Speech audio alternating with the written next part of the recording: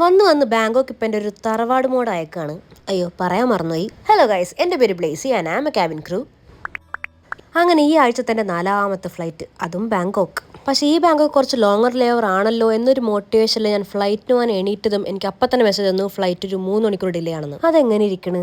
പിന്നെ ഇതൊക്കെ ഒരു സർവ്വസാധാരണ മട്ടിലെടുത്ത് ശീലമായതുകൊണ്ടാണ് കുറച്ചൊന്ന് വൈകിയെങ്കിലും നമ്മൾ അങ്ങനെ ബാങ്കോക്ക് എത്തി. എന്താണെന്നറിയില്ല, ബാങ്കോക്ക് എത്തിക്കഴിഞ്ഞാൽ എനിക്ക് പതിവിലും കൂടുതൽ ഫുഡ് കഴിക്കാനുള്ള ഒരു ത്വര ഉണ്ടാവാറുണ്ട് എപ്പോഴും. ഫ്ലൈറ്റിൽ നിന്നൊന്നും കഴിക്കാത്തത് കൊണ്ട് കാരണം അത് 2 ഇരട്ടി വർദ്ധിച്ചു എന്ന് തന്നെ പറയാം. അങ്ങനെ ഫുഡ് കഴിച്ച് വിശ്രമിച്ചതിന് ശേഷം അടുത്ത ലക്ഷ്യം മസാജാണ്.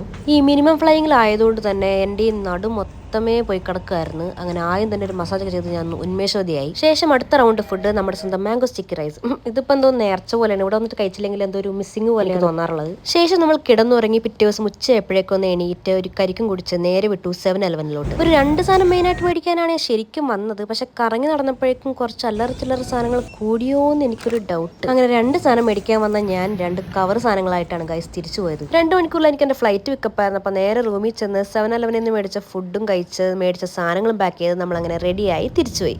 അപ്പോൾ അത്രേ ഉള്ളൂ, ബൈ.